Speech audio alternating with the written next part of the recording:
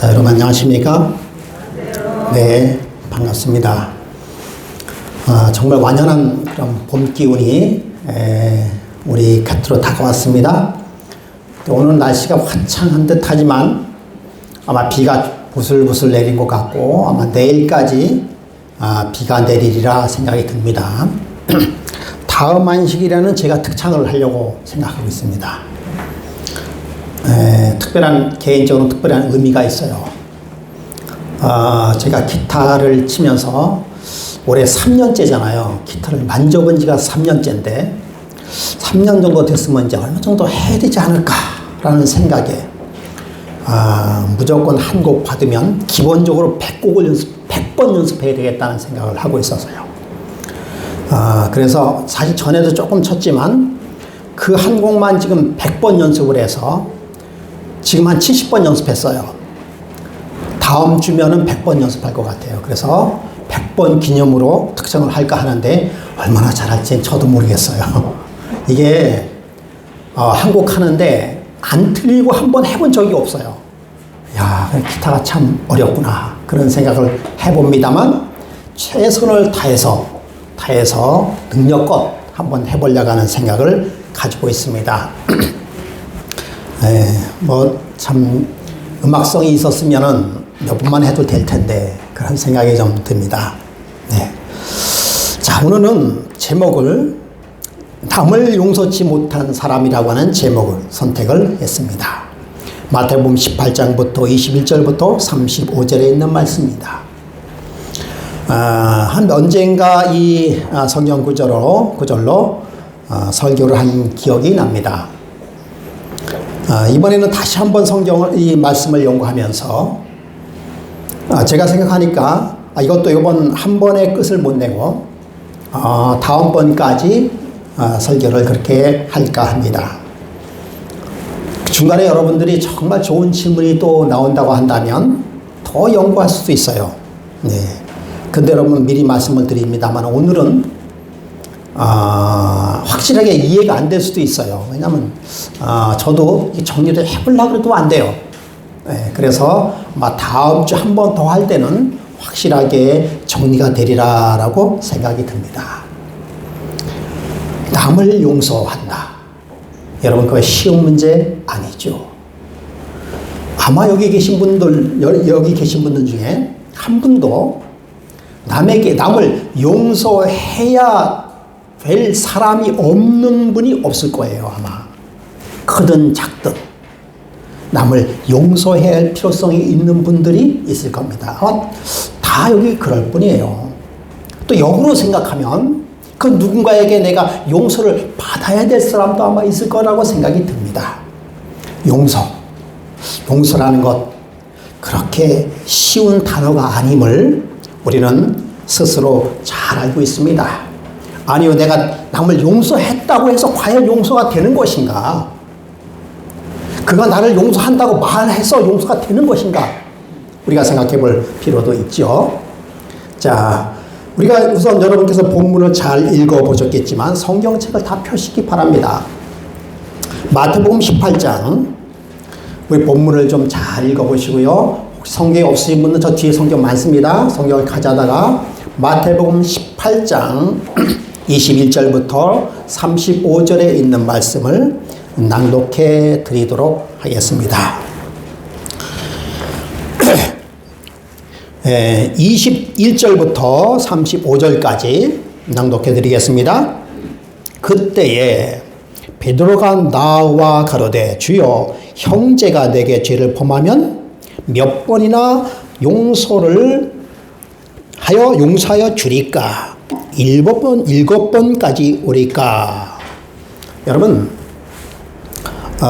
랍비의 그때 당시에 랍비들의 가르침에서 몇 번까지 용서하라고 했는가 하면 여러분도 잘 아시다시피 3번까지는 용서하라, 3번까지는 반드시 용서해라 라고 이야기했고, 그리고 그 다음에는 용서할 필요가 없다라고 이야기를 하고 있는 것이 랍비의 가르침이었습니다. 베드로는 상당히 후한 사람이에요.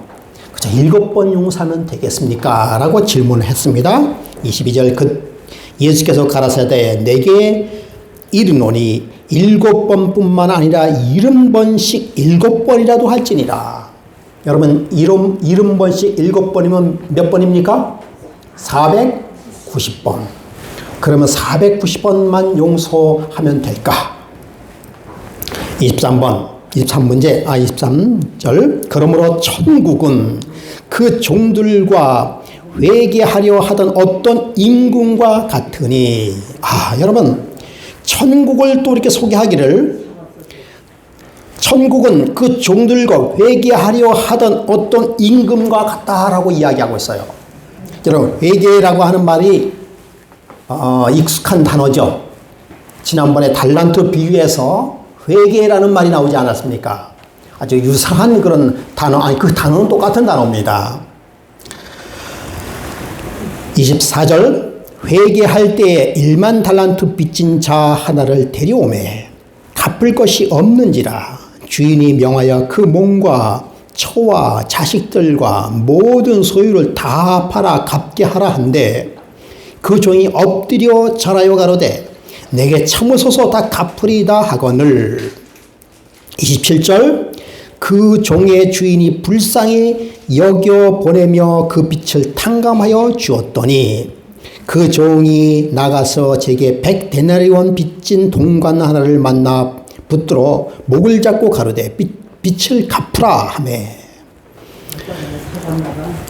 자, 어떤 사람이, 그 종이에요, 1만 달란트를 빚졌어요. 그래서 쭉 회개한다고 해서 여러 사람을 이렇게 보는 중에 1만 달란트 빚진 사람이 있었어요. 그래서 너 빨리 빚 갚으라.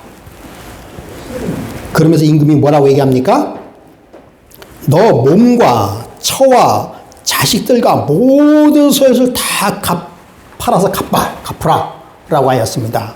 그때 종이 뭐라고 얘기했습니까? 엎드려 절하서 뭐라고 얘기했어요? 참아주소서. 내가 다 어떻게 하리라? 갚겠나이다 라고 얘기했어요. 근데 그 말을 한 것을 종이 불쌍히 여겨 보내며 그 빚을 뭐 해줬습니까? 탕감해 줬다라고 하는 것입니다. 그러다가 그 종이 제게 100데나리온 빚진 동관 하나를 만나, 동관이라는 것은 같은 동료예요. 같은 종입니다. 하나를 만나 붙들어 목을 잡고 가로되 빚을 갚으라 하매 그 동관이 엎드려 간과하여 가로되 나를 참아주소서 갚으리다 하매 허락지 아니하고 이에 가서 저가 빚을 갚도록 오게 가두오거늘. 31절. 그 동관들이 그것을 보고 심히 민망하여 주인에게 가서 그 일을 다 고하니. 1만 달란트 빚진 자가 그 임금에게 빚을 탕감받았어요. 그래가지고 쭉 오다가 동료를 만났습니다. 그 동료는 얼마나 빚을 졌어요? 100데나리온의 빚을 진 동관을, 같은 친구를 만나서 멱살을 붙들고 말하기를 빚 갚어 라고 하는 것이에요. 그때 내가 갚겠습니다 했더니 그 말을 듣지도 않고 멱살을 잡고 어디다 가뒀어요? 옥에 가두었다라고 하는 것입니다. 그 모습을 보고 있었던 동료들이 참 저 사람 인정 없는 사람이다라고 이야기하면서 그의 주인인 임금에게 그 사실을 알렸어요. 그래서 32절. 이에 주인이 그를 불러다가 말하되 악한 종아, 내가 빌기에 내가 내 빚을 전부 탕감하여 주었거늘. 33절. 내가 너를 불쌍히 여긴 것 같이 너도 내 동관을 불쌍히 여김이 마땅치 아니하냐. 34절. 주인이 노하여 그 빚을 다 갚도록 저를 옥졸들에게 붙이니라. 35절. 저희가 각각 중심으로 형제를 용서하지 아니하면 내 천부께서도 너희에게 이와 같이 하시리라. 결론이 35절에 결론이 나와 있습니다. 형제를 용서하지 아니하면 내 천부께서도 너희에게 이와 같이 하리라.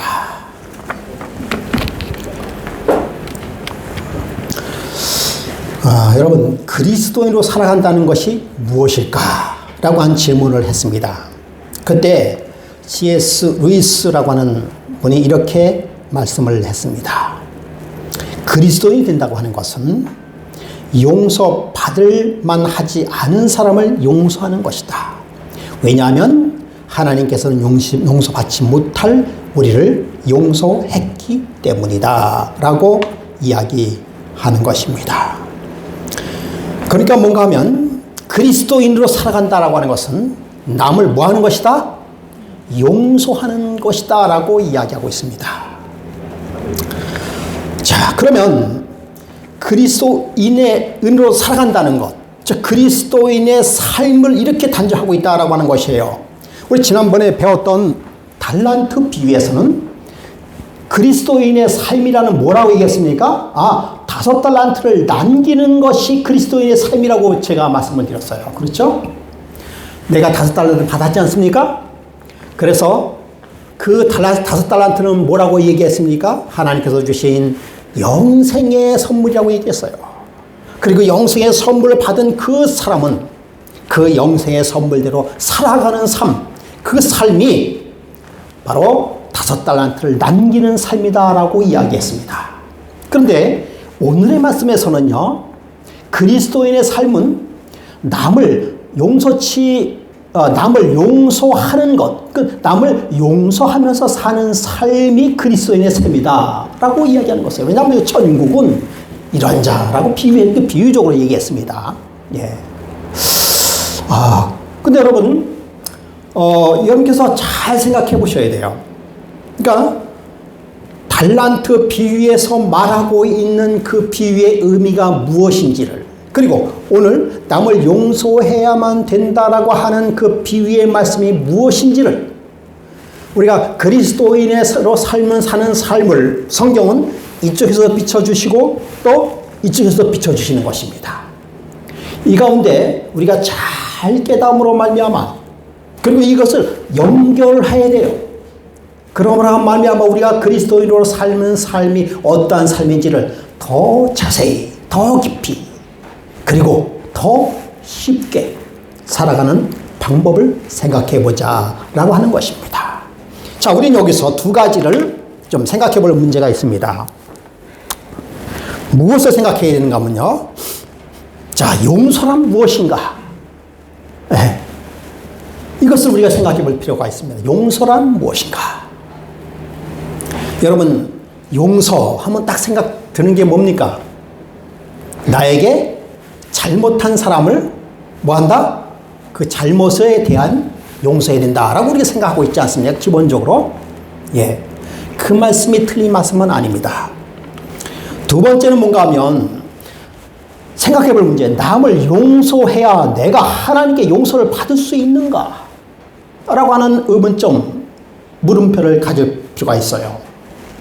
분명히 성경이 말씀하시기를 너희가 각각 중심으로 형제를 용서하지 아니하면 내 천부께서도 너희에게 이와 같이 하시리라.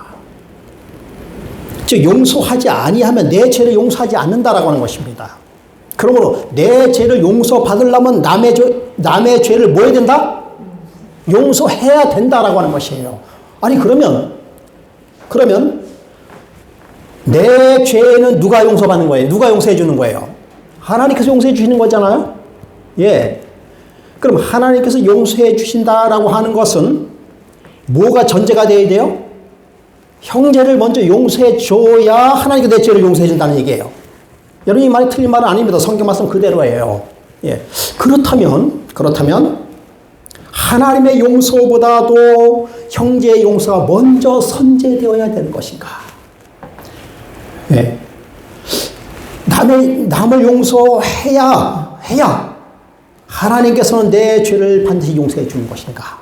라고 하는 문제를 깊이 생각해 볼 필요가 있다고 하는 것입니다.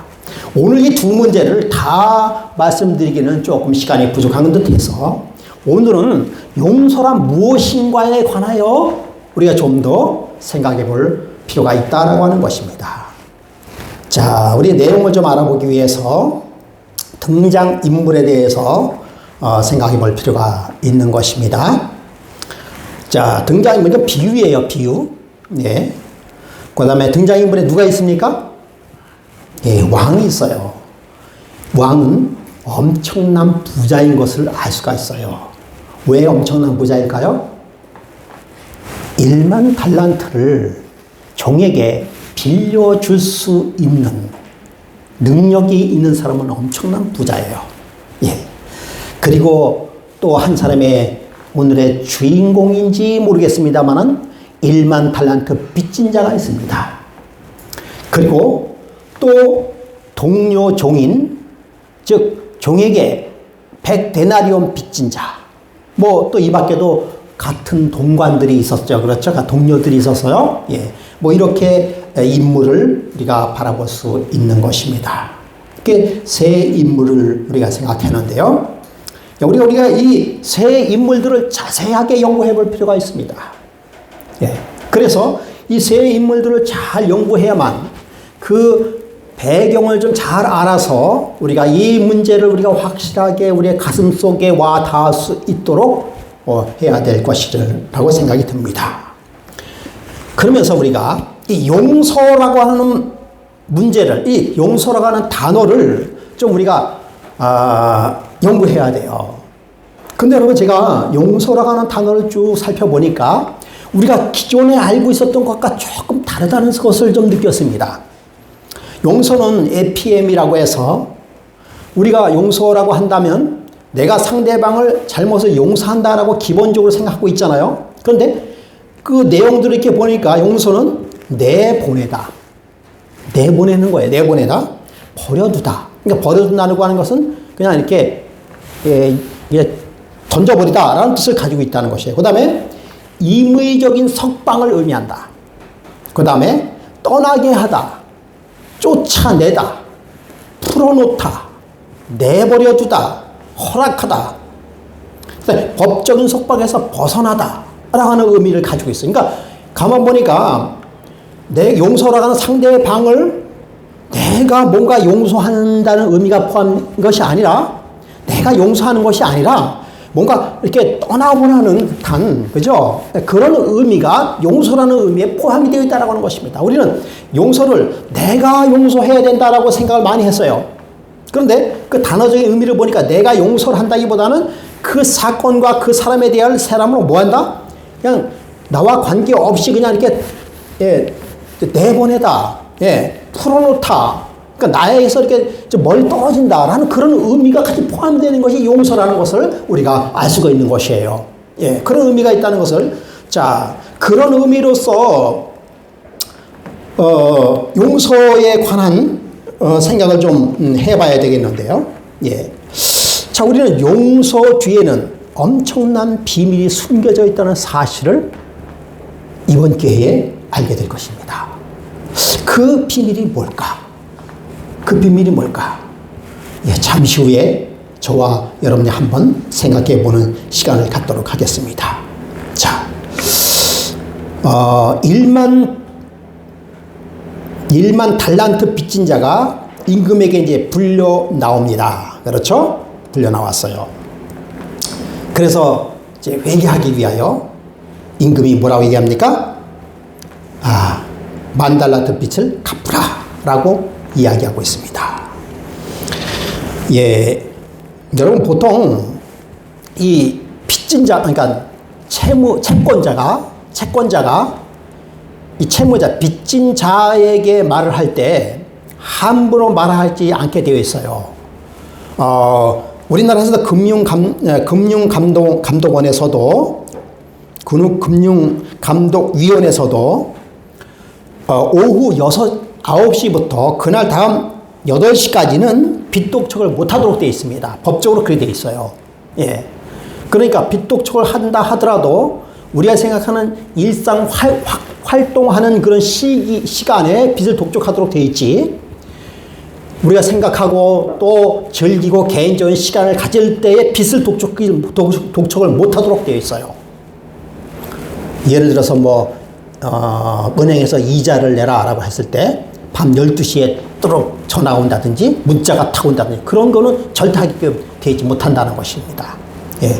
왜냐하면 빚은 그만큼 우리 빚진 사람에게 커다란 그런 힘이 되기 때문에 그래요. 예.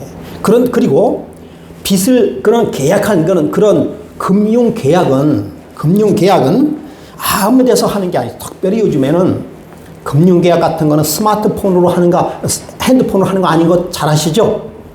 예, 절대 그렇게 할 필요가 없어요. 절대 그것은 어디를 갔어요? 금융기관에 은행에 가서 상담하고 하는 것이지, 핸드폰에다가 뭐 대출해 주겠다, 뭐 해주겠다, 거기다 클릭해서 할 이유가 전혀 없다는 사실을, 그 100%다 거짓말이라고 볼 수는 없겠지만 굳이 그렇게 할 이유는 없다는 사실을 아시기 바랍니다. 그래서요, 학교나 공원이나 터미널이나 놀이동산, 전시관, 뭐 운동 경기장 뭐 이런 데서 카드 회원 모집을 못하도록 되어 있습니다. 네. 그 카드 회원 모집은요, 어떤 그 일과 시간에, 그리고 또 특정한 장소에서, 은행이나 혹은 사무실이나 이런 장소에서 카드 회원을 이렇게 모집하도록 되어 있지, 아무 데서나 하도록 되어 있지 않다라고 하는 것입니다. 예. 그 다음에 빚진 자에게 폭행이나 무슨 협박, 그 다음에 친인척에게 채무 관계를 알리거나 또 대납을 해주도록 요구한다든지 뭐 그런 것은 절대로 할 수 없도록 되어 있습니다. 이만큼 빚은 참으로 고통스러운 일이라는 것을 너무나도 잘 알고 있기 때문인 것입니다. 그래서요, 과도한 빚을 지면 살아갈 희망과 즐거움이 사라지는 것입니다. 예. 그리고 많은 빚을 갚아야 된다고 하는 것은 정말 멍해이고 고통스러운 것이에요. 그래서 성경에서는요, 빚지는 것을 원치 않고 있습니다. 예. 죄처럼 피하라라고 이야기하고 있어요. 저는 너무나 거기에 이제 충실하게 살다 보니까 때로는 좀 빚을 져가면서 집도 사야 되는데 저는 절대로 빚지기를 싫어하다 보니까 이게 집 사기가 쉽지 않더라고요. 예. 어쨌든 간에 성경에서는요, 그런 정말 빚지는 것을 절대로 하지 말라라고 하는 것이 성경의 이야기입니다. 그래서 이제, 그런데 천국은 회개하는 것이다라고 하는 것이에요. 근데 1만 달란트를 빚을 갚으라라고 했어요. 그때 그 빚진 종이 말하는 것이, 내게 참으소서 내가 어떻게 하리라? 다 갚으리라 라고 하는 것입니다. 다 갚겠습니다. 여러분, 이제 조금 있으면 제가 그 말씀을 드리겠습니다만 1만 달란트가 얼마나 되는 것인가. 우리가 지난번에 5달란트가 얼마나 그랬죠? 20억 정도 된다 그랬죠. 5달란트가 20억 정도인데 1만 달란트는 얼마나 될까? 이 빚진 자는 참으소서 내가 다 갚겠나이다 라고 이야기했어요. 이전에 이 임금이 뭐라고 했습니까? 너와 내 가족과 종들과 모든 소유를 다 팔아서 갚으라 라고 이야기했어요. 그때는 참으소서 내가 다 갚겠나이다 라고 이야기했습니다. 계속해서 이야기하겠습니다만 이 종은 1만 달란트의 빚진 것이 무엇인지를 확실하게 개념이 없어요. 확실한 개념이 없는 것이에요. 도대체 1만 달란트가 얼마의 돈이 있으며 또 내가 얼만큼 노력해서 갚아야 되는지에 관한 개념이 없다는 사실을 내게 참으소서 내가 다 갚으리다 라고 하는 그 단어 속에서 우리는 알 수가 있는 것이에요. 우리 잠시 후에 조금 더 살펴보도록 하겠습니다. 그러니까 그 임금이 가만히 보니까 도대체 이 종이 뭘 모르고 하는 것 같아요. 저렇게 갚는다고 하는데 참 불쌍하구나. 그래서 불쌍히 여겨서 탕감하여 줬어요. 여기서 또 우리가 생각해 볼 문제가 뭔가 하면 그 종이 정말 진정으로 탕감을 받았는가라고 하는 생각을 해볼 필요가 있어요. 예, 진정으로 탕감을 받았는가. 네. 그래서 천국은 종들과 결산하려 하던 어떤 인과 같다라고 하는 것입니다. 무엇을 결산할 것인가? 무엇을 결산할 것인가? 여러분이 뭔가 결산한다라고 하는데 무엇을 결산할 것인가? 즉 1만 달란트를 결산한다라고 하는 것이에요. 자, 여러분 한 달란트는 10,000데나리온이에요. 여러분 데나리온은 뭐라고 얘기했습니까? 노동자의 하루 품값이에요. 그러니까 1데나리온은 만일 동안 일을 해야 갚을 수 있는 돈입니다. 그런데 그것이 1달란트인데 만 달란트는 만 곱하기 만 하면은 1억 데나리온, 1억 데나리온. 그걸 오늘날 환산으로 대략 따지니까 얼마요? 50조. 아, 여러분, 우리나라에서 50조의 빚을 갚을 사람이 몇 명 있겠습니까? 글쎄요, 제가 보기엔 5손가락 안에 꼽을까 말까예요. 50조의 빚을 갚아야 한다라고 하는 것입니다. 예, 아까도 말씀을 드렸습니다만 달란트 비유에서는요, 원래 주인이 준 달란트에서 5달란트를 더 남기는 것이 달란트의 비유예요. 그런데 여기서 이 빚진 자에서는 얼마요? 1만 달란트를 갚아야 되는 것이 이번 그 비유의 핵심인 것이에요. 예. 그런데 여기서 우리가 공통점이 있어요. 공통점이 있습니다. 지난번에 달란트 비유와 이번에 용서의 비유에서 뭐가 공통점이 있습니까? 어떤 것이 공통점이 있어요? 여러분, 이번에 조금 이해가 안 된다 하더라도 좀 자꾸 생각해 보시기 바랍니다. 예, 제가 이런 설명을 좀 많이 해야 돼요. 그래서 왔다 갔다 하니까 좀 헷갈릴 수 있는데요. 예, 그런데 이거 설명 안 할 수가 없어요. 예. 공통점이 있어요. 무슨 공통점이 있을까요? 첫째는 종이라고 하는 공통점이 있잖아요. 종. 여러분, 종의 특징이 뭐예요? 종의 특징. 지난번에 말씀을 드렸죠? 종은 사유재산이 있다 없다? 없어요. 종은 자기가 장사할 필요성이 있습니까? 없습니까? 없어요. 그러므로 여러분, 종은 빚을 질 수 있을까요? 못 질까요? 이미 빚졌기 때문에 종이 된 거예요. 빚졌기 때문에 종이 된 겁니다. 그런데 그 빚이 감당할 수 없는 빚임을 우리가 알 수 있어요. 그러니까 달란트 비유에서 5달란트가 20억 정도 된다고 했는데요. 예. 그 20억에서 20억을 더 벌을 수 있는 능력도 없어요. 예. 그리고 이미 종은 빚을 졌기 때문에 자기가 뭐야 된 거예요? 소유권이 주인에게 넘어간 사람이에요. 그렇기 때문에 그 이후부터는 종이 진 빚은 종이 진 빚이 아니라 누구의 빚이에요? 누구의 빚이에요? 주인의 빚입니다. 여러분, 그걸 알아야 돼요. 종이 진 빚은 이제부터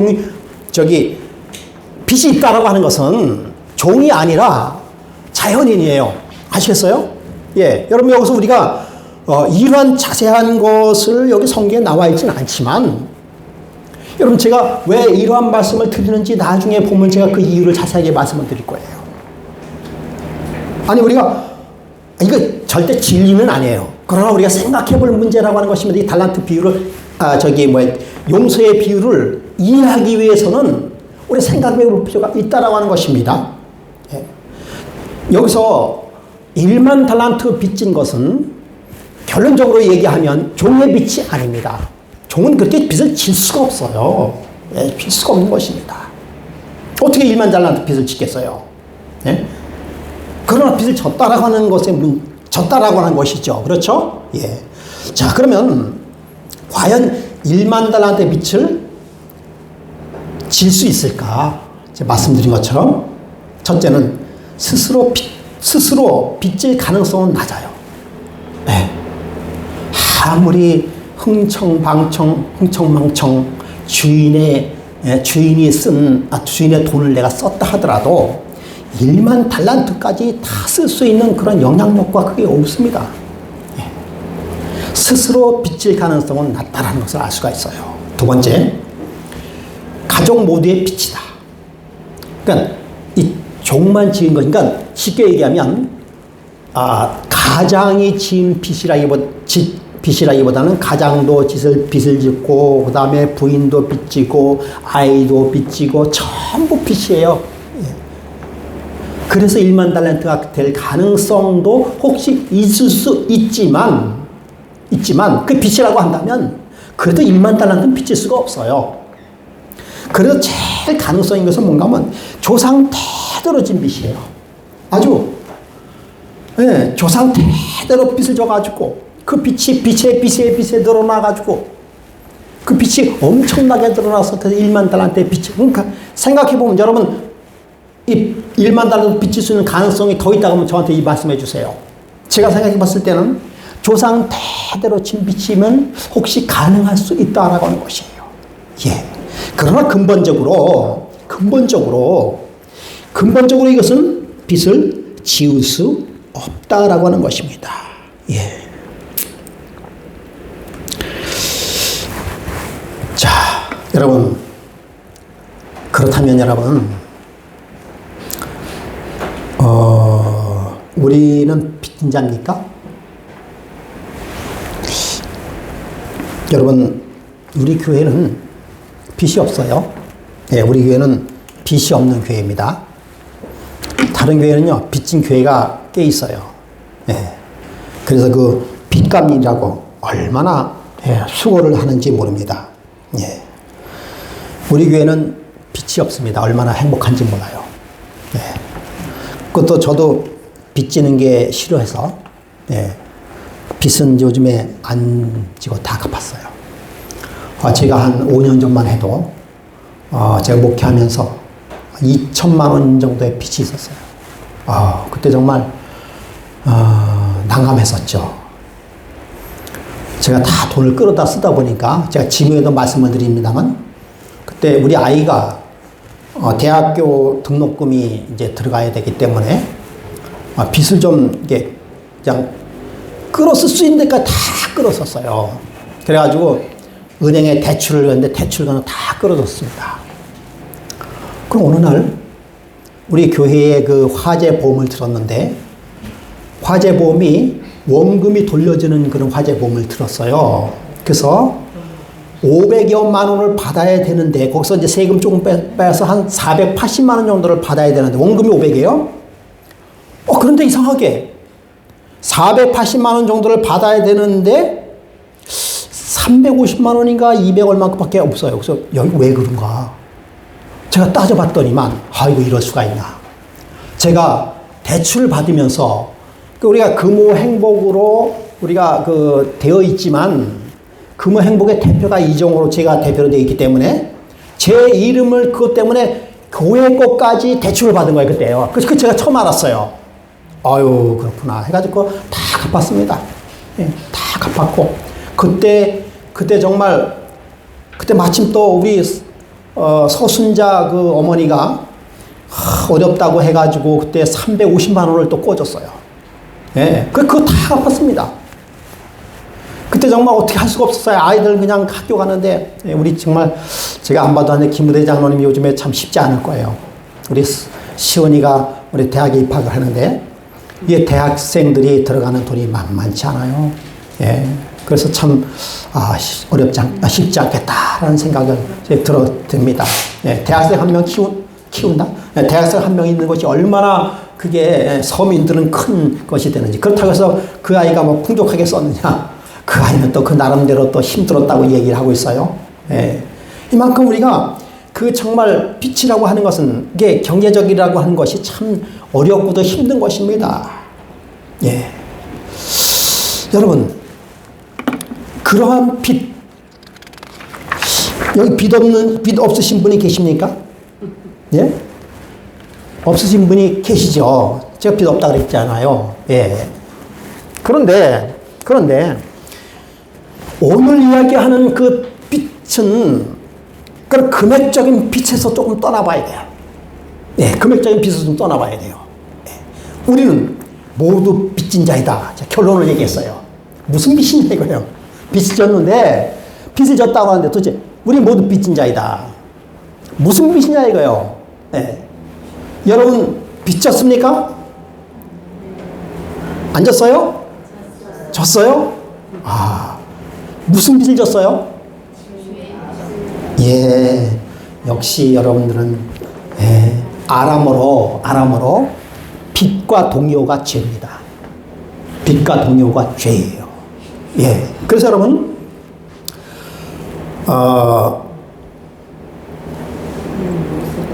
빚을 졌다라고 하는 것은 죄를 지었다라는 말과 똑같은 말이에요. 아시겠어요? 여러분, 그래서 오늘의 용서의 개념을 우리가 조금 이해해야 되는 부분이 바로 이런 부분이에요. 예. 그래서 우리가 이런 부분을 이번에 확실하게 깨달아야 되는 것이에요. 예. 내가 빚을 졌다라고 하는 그 빚, 오늘 이 용서의 비유에서 나온 것은 우리가 금액에서 벗어날 필요도 있다라고 하는 것이에요. 예. 그래서 오늘 여기서 1만 달란트 빚졌다라고 하는 그 빚은 도대체 무슨 빚인가를 우리가 알아야 되는 것이에요.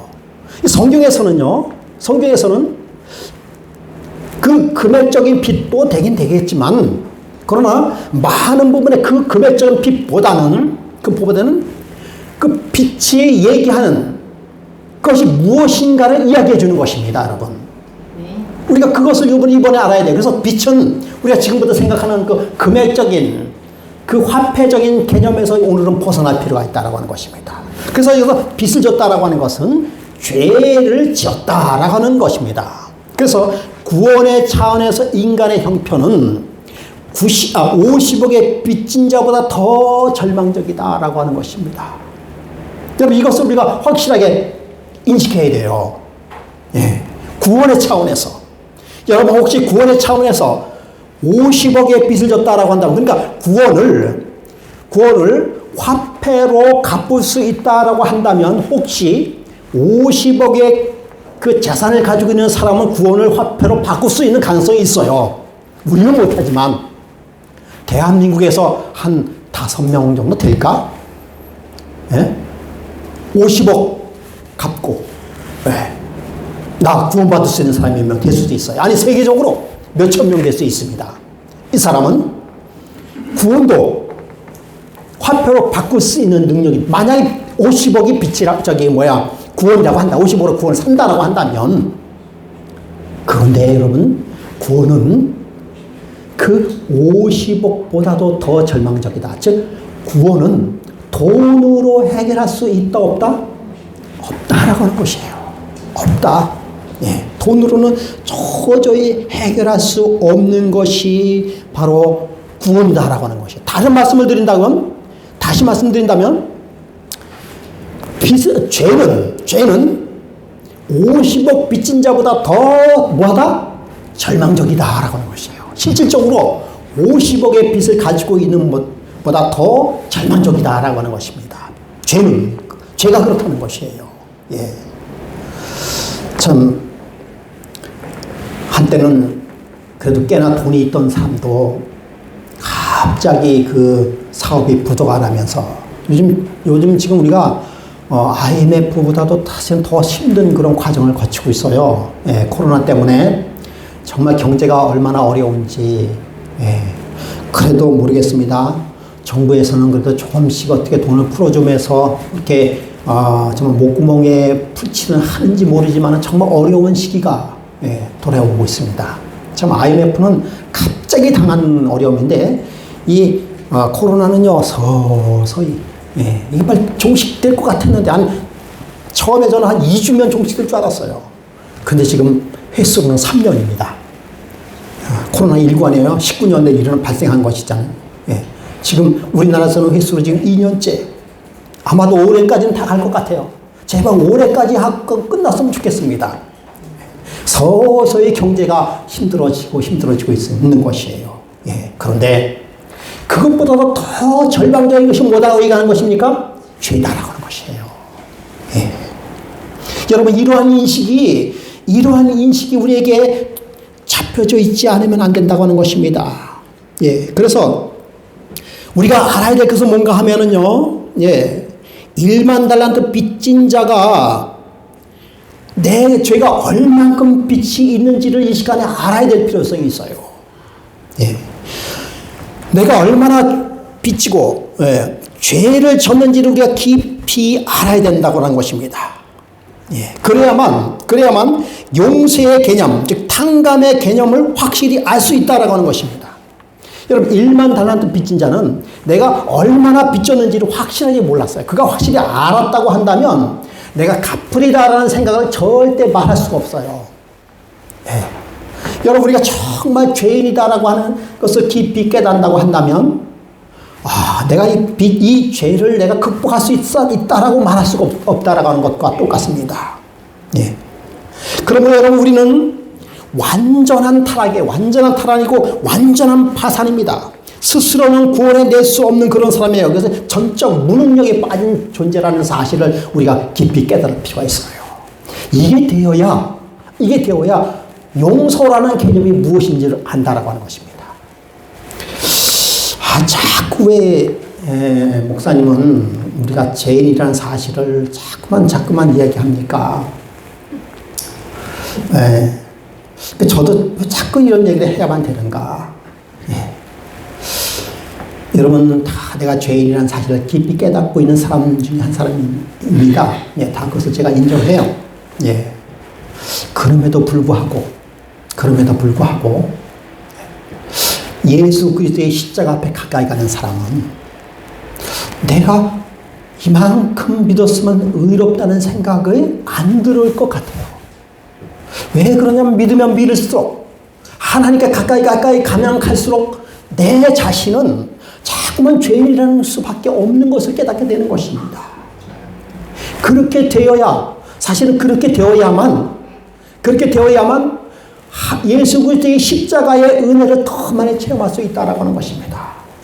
모르겠어요. 한 100년 믿으면 그런 생각이 없어질는지 모르겠습니다만 아마도 제 개인적인 신앙으로 봐서는 예수 그리스도께서 하늘에 가는 그날까지 그런 마음이 들 것 같아요. 그런데 그럴 때마다 하나님의 놀라운 은혜가 내게 있다라고 하는 사실이 있는 것입니다. 여러분, 아까도 말씀을 드렸습니다만은요, 용서는 말로 되는 게 아니에요. 제가 왜 말로 되지 않는지를 또 말씀을 드리겠습니다.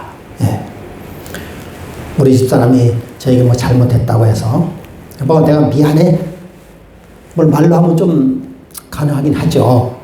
그런데 여러분, 진정한 깊은 용서는 말로 해가지고 해결되는 게 아닙니다. 여러분, 역으로 내가 어떠한 상처를 받았을 때 상대방에서 말로 했다고 해가지고 내가 그것이 용서가 될까요? 어느 부분까지 용서가 되지만 깊은 용서는 안 되는 것이에요. 여러분, 용서는 말로 해서 되는 것이 아닙니다. 근데 물론 말부터 시작해야죠. 어떻게? 그것이 용서예요. 그것이 죄입니다. 죄는 말로 되는 게 아니에요. 그럼 어떻게 되는 것인가? 어떻게 되는 것인가? 우리가 이것을 한번 생각해 볼 필요가 있습니다. 하나님께서 아들에게 내린 저주는 무엇인가? 이 아들은 누굴 얘기하는 것입니까? 예수 그리스도입니다. 하나님께서는 하나님 아버지예요. 하나님 아버지께서 예수 그리스도께서 내린 저주는 무엇인가? 거기에는 자비가 섞이지 않은 저주입니다. 단 하나라도 자비가 없어요. 여러분, 자비가 없다는 것은 뭐가 없다는 것입니까? 용서가 없다는 것입니다. 그 다음에 철회되지 않는 저주예요. 철회되지 않는 저주. 즉 하나님 아버지께서 예수 그리스도에게 내린 그 저주는 절대 철회가 되지 않는 저주입니다. 여러분, 다행히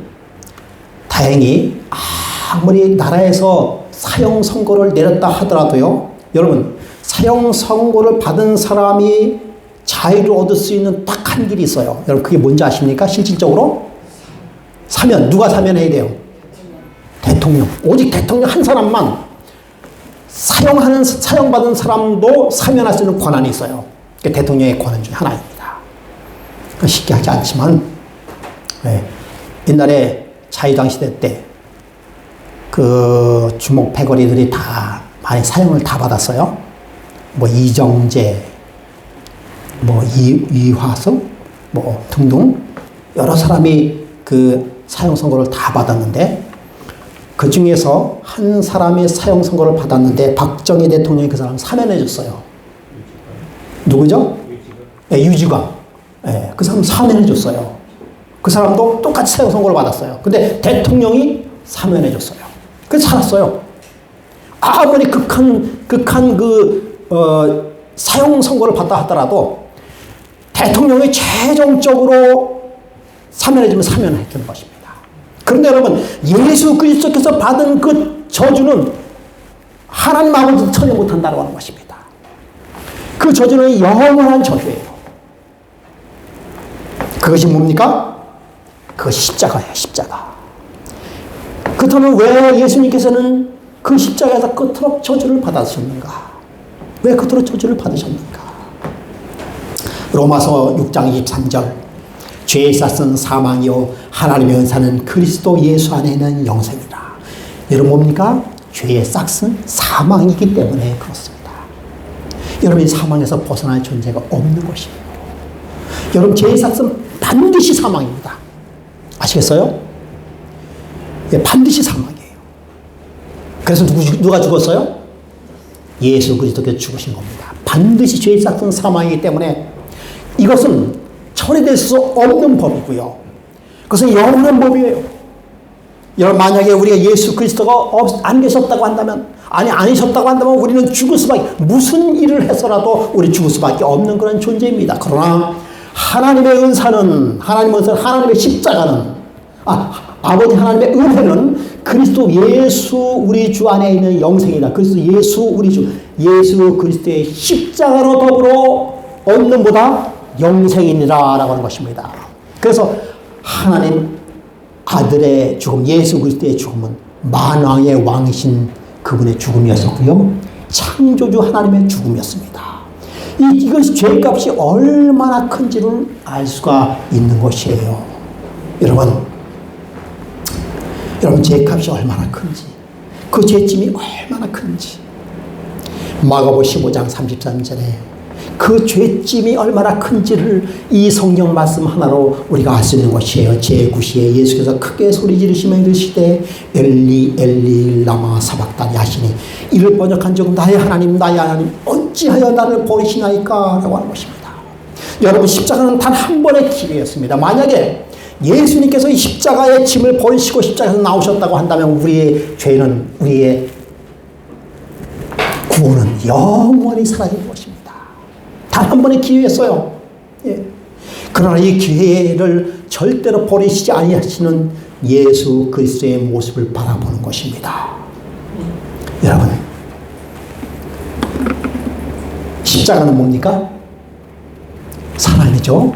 예. 그럼 여러분, 여기서 우리가 오늘 확실한 단어를 알아야 될 표현이 있습니다. 십자가는 뭘까요? 따라할까요? 십자가는 용서다.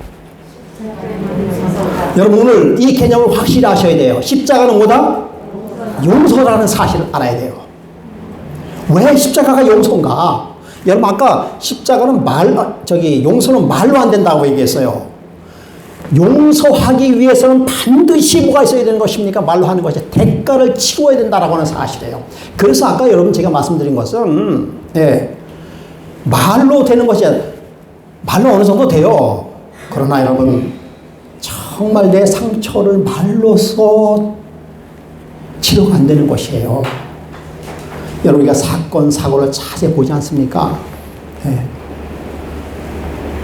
요즘에 그 미얀마에서 일어나는 그런, 예, 군부 세력에 의하여 지금 이렇게 학살이 일어나는데 어린아이 주는 것을 이렇게 보면서 그 어머니, 부모가 막 오열을 하면서 하는 말이 뭔가 하면, 거기서 들었는지 어디서 들었는지 모르지만 절대 용서할 수 없어 라고 하는 단어가 이렇게 하더라고요. 여러분, 절대 용서할 수 없다. 네. 그 얘기는 무엇이에요? 내 자식이 죽은 것이 절대로 용서할 수 없다는 것이에요. 그래서 사건, 사고 중에서 피해자의 부모들이 끝까지 쫓아가서 그 피해자를 법적으로 해가지고 법의 심판에 하게끔 하는 이유가 뭔가 하면, 그게 말로 용서가 안 되니까 그렇게 하는 거예요. 도저히 말로 용서가 안 되니까. 그 용서는 말로 해서 되는 게 아니라, 그래도 말이라도 하면은 괜찮은데 말로 해서 다 끝나는 것이 아니기 때문에 그렇습니다. 십자가는 뭐다고요?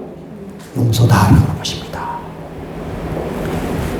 그런데 여러분, 용서는 뭐다? 희생이다. 여러분, 이제 오늘의 주제예요.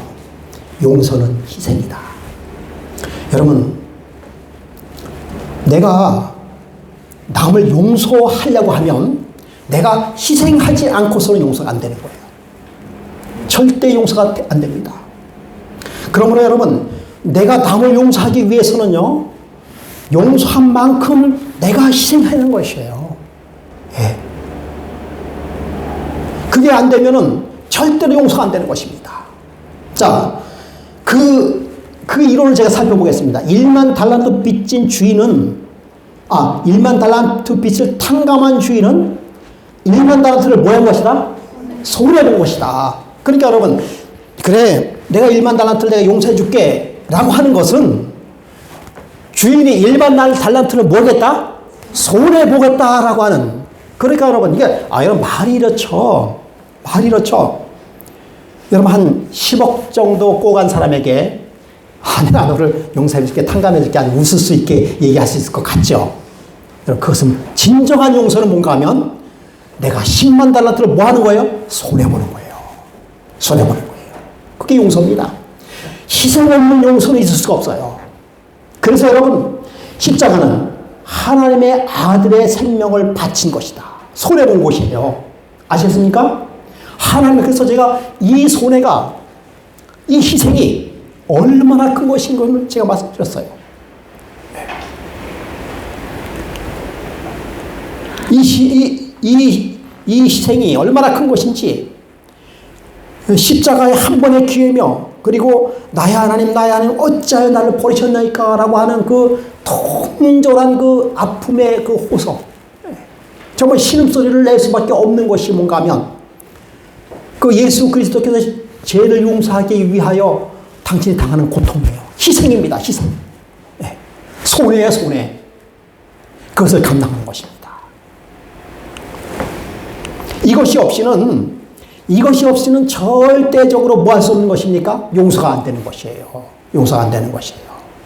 제가 오늘 여러분께 문자로 보낸 말씀인데요. 우리 모두는 하나님께 빚진 자들이지만 그 빚을 갚을 만한 아무것도 갖고 있지 않았다. 그때에 우리를 동정하신 하나님의 아들이 우리의 구속의 값을 지불하셨다. 그분은 자신의 빈곤을 통하여 우리를 부유하게 하시려고 가난하게 되셨다. 여러분, 이 말씀을 잘 살펴보시기 바랍니다. 그분은 자신의 빈곤을 통하여, 그러니까 희생을 통하여 우리를 뭐하게 하기 위해서요? 부유하게 하시려고 가난하게 되셨다. 다시 말씀드리면 그분은 자신의 희생을 통하여서 우리를 뭐하게 하기 위하여 구원하게 하시려고 그분은 뭐하셨다? 생명을 우리에게 바치셨다라는 것이에요. 여러분, 이 개념을 우리가 깊이 깨달을 필요가 있습니다. 우리가 이 개념을 깊이 우리가 명상할 필요가 있는 것입니다. 우리는 가난한 자들에게 관대하게 행함으로 우리에게 베푸신 은혜에 대한 우리의 감사를 성실하게 나타낼 수 있다. 여러분, 여기서부터 요 문제는 이것을 깨달은 자만 할 수 있는 것이에요. 자, 여러분, 제가 맨 마지막에 35절에 너희가 각각 중심으로 형제를 용서하지 아니하면 내 천부께서도 너에게 이와 같이 하시리라. 즉, 형제를 먼저 용서하지 않으면은 하나님께서도 너를 용서하지 않겠다라고 하는 그 말씀은 이 말씀에 틀렸다는 것이 아니에요. 그런데 이 말씀대로 우리가 그렇게 해서 이렇게 얘기했어요.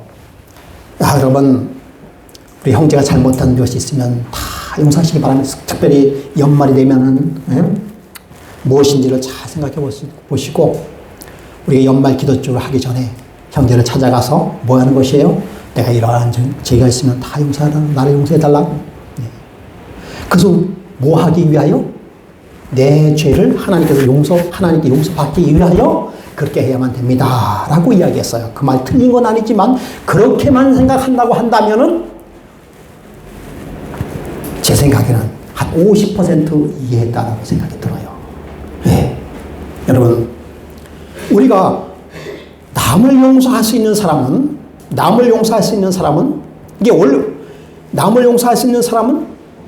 내가 무엇을 느낀 사람이에요? 하나님으로부터 용서를 경험한 사람이에요. 그 용서를 경험한 사람만이 남을 용서할 수 있는 거예요. 이게 거꾸로 된 것이 아니라 남을 용서한 사람이 하나님께 내 죄를 용서를 받았다는 사실을 깊이 인식한 사람이 뭐한 사람이면 남을 용서할 수 있다는 것입니다. 이것이 그렇게 드러난 거예요. 그러니까 남을 깊이 용서했다라고 하는 것은 저 사람이 하나님께 용서를 받았다라고 인정할 수 있다는 말씀이 이 말씀이에요. 예. 한 가지 예를 한번 들어보겠습니다. 한 여인이 잡혀왔어요. 뭐하다 잡혀왔습니까? 예, 가늠하다가 현장에서 잡혀왔습니다. 그래서 유대인들이, 랍비들이 잡아왔어요. 그리고는 어떻게 했습니까? 예수님 앞에 잡혀왔어요. 그리고 예수님께 말씀하시기를 모세의 법에는 이러한 여인이 있으면 돌로 치라라고 했는데 랍비여 어떻게 하겠습니까? 라고 함정을 받습니다. 예. 그 예수님께서는 그러한 사정을 잘 아시면서 만약에 예수님께서 그렇게 하라라고 하면은 무슨 법을 어기신 거예요? 사랑의 법을 어기신 거예요. 예. 그리고 그렇게 하지 말라라고 하면 무슨 법을 어긴 거예요? 모세의 법을 어긴 거예요. 딱 걸렸어요. 어떻게 이렇게 하든지 저렇게 하든지 모세의 법에 걸리게끔 되어 있습니다. 그러면은 당신은 그 손가락질 누구에게 돌아오는 거예요? 예수님에게 돌아오는 거예요. 근데 예수님께서는 지혜로우셨습니다. 그들의 마음을 너무나 잘 아셔가지고 땅바닥에 글을 다 쓰기 시작했어요. 네. 글을 쓴 다음에 뭐라고 했습니까? 죄 없는 자가 뭐하라? 돌로 치라 라고 했습니다. 얼마쯤 지났을까요? 예수님께서 땅바닥에 글을 쓰고 지우고 글을 쓰고 지우고 얼마쯤 하다 보니까 그 주변에 있던 사람들이 어떻게 했습니까? 다 도망갔어요. 다 도망가고 거기는 어린아이도 있었고 여자도 있었고 남자도 있었고 가난한 자도 있었고 부한 자도 있었고 배운 자도 있었고 안 배운 자도 있었고 다 도망갔어요. 거기 누구밖에 안 남았습니까? 가늠하다 잡힌 여인밖에 남지 않았습니다. 그때 예수님께서 말씀하시기를 여인아 눈을 들어서 주위를 바라보라. 누가 있느냐? 없나이다. 아무도 없나이다. 대답하여 주여 없나이다. 예수께서 이르시되 나도 너를 정죄하지 않으니 가서 다시는 죄를 범하지 말라 하시니라. 여러분 이 말씀 속에서 무엇이 포함이 되어 있는가 하면은 이 여인은 내 죄가 뭐였다는 것을 알 수 있어요? 용서받았다는 사실을 깊이 알았어요. 왜 그런가 하면 이 여인은 죽었다라고 생각했어요. 왜냐하면 이제 돌이 날아올 것은 100% 확실한 것이기 때문에 내가 죄를 졌고 죄를 현장에서 봤기 때문에 나는 죽을 수밖에 없는 죄인이라는 사실을 이 여인은 너무나도 잘 알았어요. 그것이 100%예요. 99%도 아니고 100%예요. 그래서 나는 죽을 것이다 라고 해서 죽음을 기다리고 있는 그 상황에서 내가 무한 것을 알았습니까? 사는 것을 알았어요. 여러분 반드시 죽었는데 살았다. 그럼 이론적으로 뭐가 있었다는 것입니까? 희생이 있었다는 사실을 알았어요. 여러분 그때 그 순간에 이 여인은요 깊이 뭘 깨달은지 아십니까? 예수 그리스도의 십자가를 깨달았습니다. 그 순간에. 네? 내가 죽을 수밖에 없지만 내가 살았구나. 누가 내 대신 돌아가실 걸 알았어요? 예수님께서 내 대신 돌아가실 것을 그 순간에 이 마리아는 깊이 깨달았습니다. 나도 너를 정죄하지 아니하겠다라고 하는 것이에요. 왜냐하면 그는 정죄한 사람이었습니다. 내가 너를 정죄하지 아니하겠다라고 하는 그 예수님은 내가 너를 위하여 십자가에 달려 너 대신 죽을 것이라는 사실을 그 마리아에게 그 순간에게 말씀해 주셨어요. 마리아는 그것을 깊이 깨달았습니다. 그렇구나. 내가 죽어야 되지만 내가 사는 것은 저분이 내 대신 죽었기 때문에 그런 것입니다라는 사실을 깊이 깨달았어요. 그래서 시몬의 집에서 잔치가 벌어졌지 않습니까? 그때에 이 가늠한 여인이 예수님 앞에 가서 그 여인이 가지고 있었던 그 향수는 1년 동안 여인이 벌어놓던 귀한 향수였어요.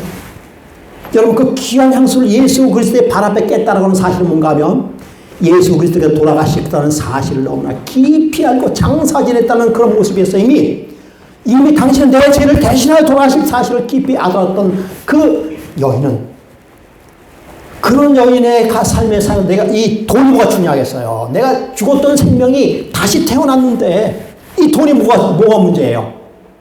그것을 몰랐던 시몬은 뭐라고 했어요? 차라리 그걸 팔아서 가난한 자에게 나눠주지. 그 귀한 걸 깨가지고 그 예수님 발 앞에 그걸 발을 싣고 가지고 그걸 허비해? 이렇게 보는 것입니다. 저 죄의 용서가 무엇인지를 모르는 사람은 그렇게 바라보는 것이에요. 그게 아까워요. 그러나 여러분, 말이라도 아깝죠. 그러나 그 아까운 것이 자기의 생명을 대신할 수 없다는 사실을 너무나도 잘 알기 때문에 그건 자기가 가지고 있는 것, 아니, 그가 가지고 있는 전 재산이에요. 그 더 있었으면 더 드렸을 거예요. 실질적으로 예수께서 돌아가실 때 그 모습을 그대로 바라봤던 마리아였습니다. 그리고는 예수님께서 부활하는 첫날에 그 아침에 가장 먼저 갔던 사람도 이 여인이 마리아였어요. 그렇게 할 수 있었던 사실은 뭔가 하면 그는 내 대신 죽을 수밖에 없었던 내 대신의 죄를 용서받는 예수 그리스도의 십자가를 그는 믿음의 눈으로 바라보고 내가 죽었은 것이 다시 살았다라고 하는 그런 경험을 했기 때문에 그런 것입니다. 여러분, 피 흘리는 용서예요. 십자가는 용서하는 것입니다. 사함이에요. 근데 이 용서는 피 흘림이 없는, 즉 손해를 보지 않고서는 결코 있을 수 없는 것입니다. 율법에 따라 거의 모든 물건이 피로써 정결하게 되나니 피 흘림이 없은즉 사망이 없느니라. 그래서 여러분, 누가복음 7장 33절 아까 말씀을 드린 대로 예수의 뒤로 그 발 곁에 서서 울며 눈물로 그 발을 적시고 자기 머리털로 닦고 그 발에 입 맞추고 향유를 부으리라고 하는 것입니다. 여러분, 그리스도 안에서 산다는 것, 그리스도인으로 산다는 것, 그것은 그리스도 안에서 용서함을 받고 새 사람이 되었다는 고백인 것입니다. 여러분, 그리스도 안에서 산다는 것, 용서함을 받았다는 것. 여러분, 우리가 남을 용서할 수 있는 능력이 있을까요? 없습니다. 여러분, 그것부터 우리가 인정해야 돼요. 나는 남을 용서할 수 있는 능력이 없어요. 내가 용서한다고 해서 용서될 수 있어요. 물론 우리가 그 용서 받을 것도 있어요. 예, 여러분, 성경에서 나와 있는 것처럼 형제가 공식적으로 용서를 하면요, 처음에는 목사님과 장로님이 찾아가서 이렇게 이야기하도록 되어 있습니다. 예, 그래서도 인식이 안 되면 한두 사람 더 데려가서 더 해야 돼요. 그래서 그 사람이 회개하지 않으면 그때는 온 천중에 이야기해서 그래도 안 되면 교회에서 내치는 거예요. 예, 그게 이제 공식적인 것입니다. 예, 예. 근데 여러분, 우리가 정말 그리스도인으로 사는 삶은 용서하는 삶이에요. 그런데 그 용서하는 삶은 내가 용서받았다라고 하는 체험과 내가 용서받았다라고 하는 믿음 가운데 사는 것입니다. 그것이 그리스도 안에서 새 사람으로 산다라는 것입니다. 그것이 여러분, 오늘 용서에 비유해서 주는 메시지인 것이에요. 여러분, 죄는 빚입니다. 빚은 죄인입니다. 여러분, 예수께서 우리를 대신하여 십자가에 달려 돌아가시고 그 빚을 다 탕감해 주셨어요. 그 사실을 우리의 삶 속에서 깊이 느끼고 체험해야 돼요. 여러분, 그것을 느끼도록 우리가 기도해야 될 필요성이 있는 것입니다.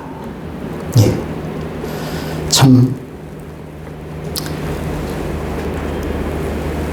예수 그리스도께서 내 죄 때문에, 내 죄값 때문에 돌아가셨다는 사실에 우리의 삶에 깊이 그 삶을 느끼면서, 그래서 그러한 삶이 내 삶 속에서 연구로져야만 남을 용서할 수 있는 것이에요. 1만 달란트는 이 종은 결코 그것을 탕감받을 수 있는 자격이 없는 것이에요. 근데 그래서 용서해줬다는 사실을 이 1만 달란트 받은 사람은 그 개념을 잘 이해를 못했어요. 이해를 못했기 때문에 남이 용서하는 것을 갖다가 뭐라고 갚으라고 얘기했어. 만약 그가 정말 1만 달란트를 받았다라고 하는 사실을 깊이 이해했다고 한다면은 그 100데나리오 집 빚진 자를 당연히 뭐 했을 거예요? 당연히 용서했겠죠. 그게 빚이에요, 그게. 예? 10,000분의 1인데, 10,000분의 1. 10,000분의 1인가요? 예. 10,000분의 1인데, 그걸 용서하는 것은 문제가 아니죠. 그러므로 여러분, 우리가 그 예수 그리스도 앞에 용서받았다는 깊은 사실을 우리가 알도록 우리의 성령님을 통해서 우리의 마음속에 감동을 주도록 기도해야 됩니다. 우리의 마음속에 그러한 확신이 오도록 우리가 기도해야 될 필요성이 있는 것이에요. 우리가 먼저 필요한 것은 그것입니다. 왜 그럴까요? 그것은 예수 그리스도께서 대신 뭐 해줬기 때문에? 용서해줬기 때문에 그렇습니다. 대신 용서해줬기 때문에, 대신 희생했기 때문에, 그렇기 때문에 우리가 형제를 용서할 수 있는 것이에요. 용서에 비유해서는 우리가 그리스도인으로 산다라고 하는 것은 남을 용서하면서 산다라고 하는 것입니다. 여러분, 그렇게 산다고 한다면 우리가 그리스도인으로의 삶이 얼마나 행복한 삶을 살 수 있을까? 이렇게 말씀을 드려도 그냥 부담이 될 수도 있어요. 그래도 아직까지 남는데 여러분 정말 제가 이번 설교는 이것으로 끝나지 않고 다음에 또 설교를 할 것입니다. 여러분 정말 우리 일주일 동안에 이 문제를 위하여 깊이 하나님과 기도하시기 바랍니다.